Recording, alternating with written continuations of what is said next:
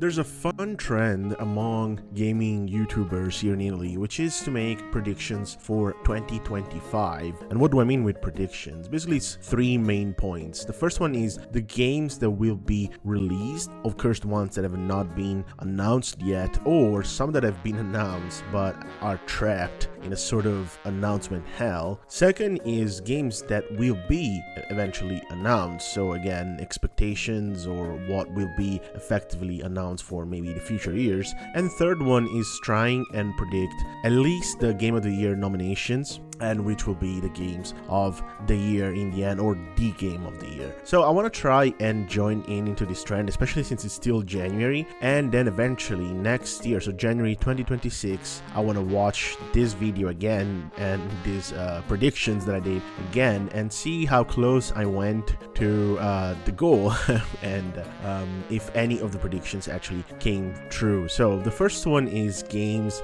that will be released finally, and I want to say for 2025, since we have Nintendo Switch 2 coming out, I want to say games that will be released and try to make some crazy, probably outlandish. Well, the first one I want to go with a safe game, and it's probably going to be Final Fantasy VII Remake and Rebirth, both on Switch 2. So these are already available on Steam Deck. Switch 2 is supposedly more powerful than the Steam Deck is. So yeah, it's kind of playing it safe.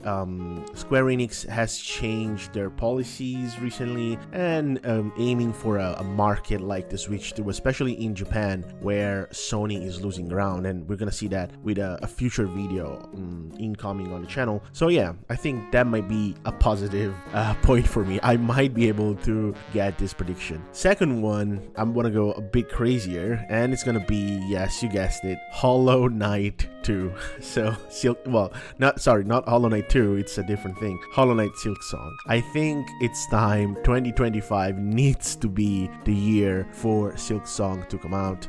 Switch 2, Hollow Knight 2, come on, let's get it, let's make it happen. Especially for PC, I will play the shit out of that. I can't wait. I hope this is the year. And then lastly, third one, I want to go again with a safe bet, although not necessarily too safe because it depends on the Nintendo's policies, but I'm expecting well, let's say two things. Either the HD version, like a remastered version of The Legend of Zelda Breath of the Wild, and why not Tears of the Kingdom? Well, I think they're gonna go with Breath of the Wild first because it's basically older, and also because it was in a way more successful than Tears of the Kingdom, and it could be a great advertisement for the Switch 2 and how it's gonna play. But again, I might expect here that they actually instead go for simply an update. If you have Switch 2 and already own the original Breath of the Wild for Switch 1, you just put it in the console, and the system is able to run it with better performances. That would be actually perfect. That would be the greatest. If Nintendo manages to do that like PC does, basically, that would be absolutely awesome. Let's hope that's how it goes. And so for an actual prediction, I want to say the next 3D Mario game will be Super Mario Odyssey 2, and not a new installment like Super Mario, I don't know, Origins, whatever. Instead, they're gonna go with an actual Odyssey 2,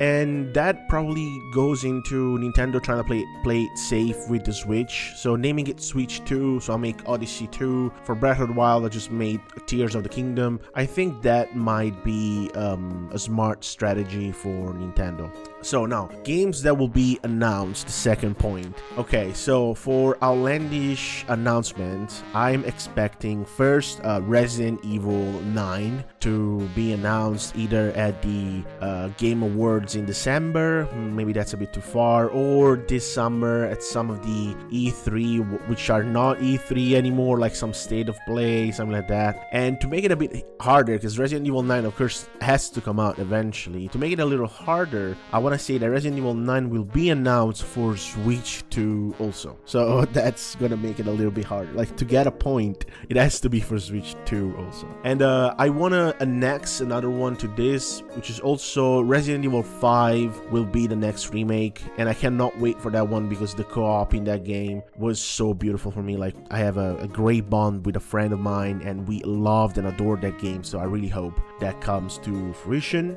And for another game that will will be announced, I wanna go for Final Fantasy IX remake. That one has been rumored to be in the works already, and it will be something that I'm really excited for, and especially if they stay true to the turn-based game and just go with an Unreal Engine visual whole of the whole original game. I know a lot of people are against Unreal Engine, and for good reason too, but I think what Square Enix is being able to do with Unreal Engine, I really like, and I think they're getting better and better at it, so I cannot wait to see what they're able to cook there.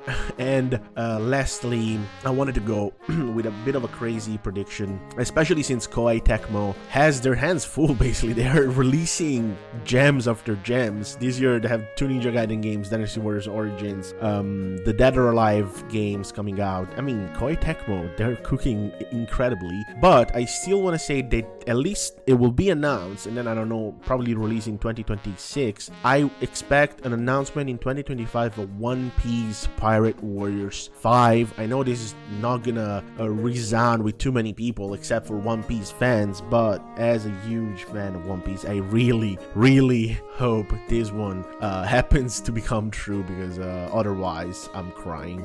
Instead, when it comes to Game of the Year, so let's go first with 5 or 6 games that I think might be the ones that are picked for a possible Game of the Year trophy. And I'm looking at the release of 2025, and in my opinion, one game that I already played, finished, and reviewed, check my channel if you want to see the review, that definitely deserves to be one of the Game of the Years, at least to be up there. It's actually Dynasty Warriors Origins. The game was absolutely exceptional. The fact that it's a Muso is really inconsequential, because it evolved the genre fully. That game was stellar. I absolutely loved it. Second one that I'm personally gonna nominate, and I think I'm also gonna say it's gonna be my personal Game of the Year. I don't know if it will win it, because, you know, Astrobot won it last year, so let's be real. I think Monster Hunter Wilds will 100% deserve to be nominated for Game of the Year, and in my opinion should win it without a freaking doubt.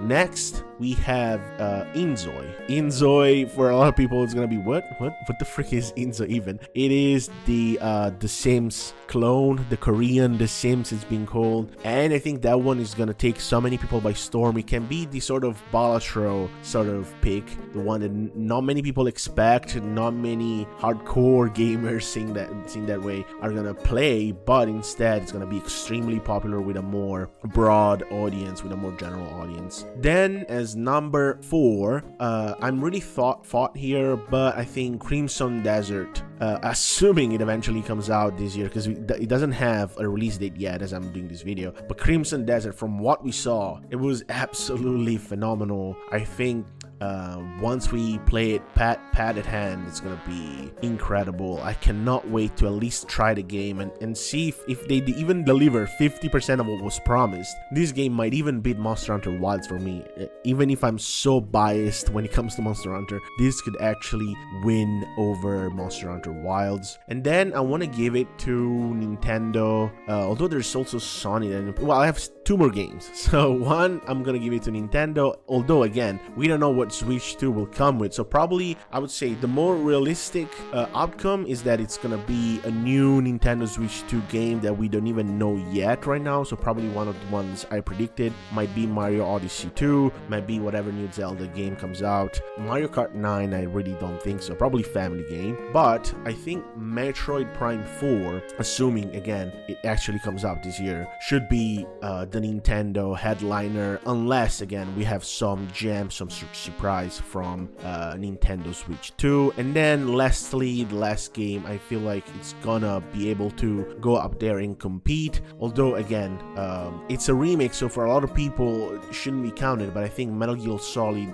3 remake called Metal Gear Solid Delta, Final Fantasy Reboot was nominated anyway. So yeah, Metal Gear Solid 3 Remake does have a chance to be nominated because the original game itself, the original source from which they're making the remake, it's so good already that they really have all that they need to make a successful, powerful, and incredible game. So yeah, these are my predictions. Talking to future Parallel, how many did you get? How many points did you score? I'm really curious, and yeah, I hope I got a few of them. I hope I got a few correct. And if you guys have any predictions yourself, anything that I might have forgotten, like, hey, how did you forget this game that could be Game of the Year, or this announcement that could come out, please let me know in the comments down below. And then for everything else, see you on the next video. Bye bye.